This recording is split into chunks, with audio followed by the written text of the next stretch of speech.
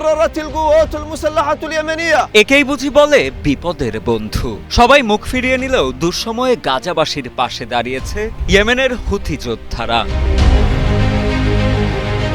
লোহিত সাগর দিয়ে চলাচলকারী ইসরায়েল সংশ্লিষ্ট জাহাজগুলোকে লক্ষ্য করে বারবার হামলা চালিয়ে আসছে তারা।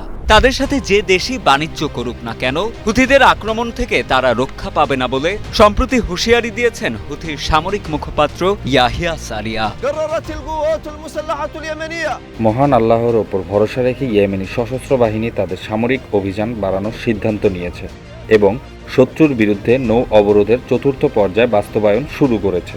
এ পর্যায়ে যে কোনো কোম্পানি ইসরায়েলি শত্রু বন্দরের সাথে লেনদেনকারী সে সমস্ত জাহাজগুলোকে লক্ষ্যবস্তু করা হবে, কোম্পানির জাতীয়তা নির্বিশেষে এবং যে কোনো স্থানে আমাদের সশস্ত্র বাহিনী আওতার মধ্যে। العدو الإسرائيلي গেল মে মাস থেকে ইয়েমেনের টানা অবরোধে গাজায় দেখা দিয়েছে চরম খাদ্য সংকট। ক্ষুধা আর অপুষ্টিতে প্রতিদিনই মারা যাচ্ছে অনেক শিশু। গাজা যুদ্ধবিরতির জন্য অন্যান্য দেশের প্রতিও আহ্বান জানায় তারা। تدعو القوات المسلحة اليمنية ইয়েমেনের সশস্ত্র বাহিনী সকল দেশের প্রতি আহ্বান জানাচ্ছে, যদি তারা এই উত্তেজনা এড়াতে চায় তবে ইসরায়েলি আগ্রাসন বন্ধ করতে এবং গাজা উপত্যকায় অবরোধ তুলে নিতে চাপ দিক। قطاع غزة গেল মে মাসে যুক্তরাষ্ট্র হুথিদের সাথে একটি আকস্মিক চুক্তির ঘোষণা করে। সেই চুক্তি অনুযায়ী যুক্তরাষ্ট্র তাদের বিরুদ্ধে বোমা হামলা বন্ধ করতে রাজি হয়। বিনিময়ে সমুদ্রপথে চলাচলকারী জাহাজগুলোতে হামলা বন্ধ করার কথা ছিল। যদিও হুথিরা জানায় এই চুক্তিতে ইসরায়েলকে রেহাই দেওয়ার বিষয়টি অন্তর্ভুক্ত ছিল না।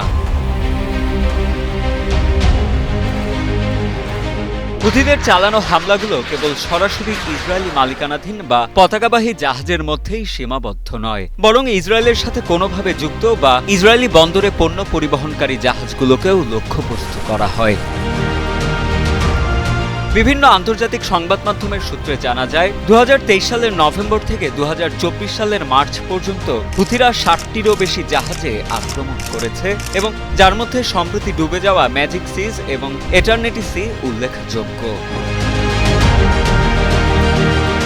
লয়েডস লিস্ট ইন্টেলিজেন্সের তথ্য মতে লোহিত সাগরে 300টিরও বেশি হামলা নথিভুক্ত হয়েছে, যা বিশ্ব বাণিজ্য ও শিপিং রুটে বড় ধরনের ব্যাঘাত ঘটিয়েছে। যদিও হুথিদের এমন প্রতিবাদকে বরাবরের মতোই অপরাধমূলক কার্যক্রম হিসেবে আখ্যা দিয়ে আসছে ইসরায়েলের ঘনিষ্ঠ পশ্চিমা মিত্ররা।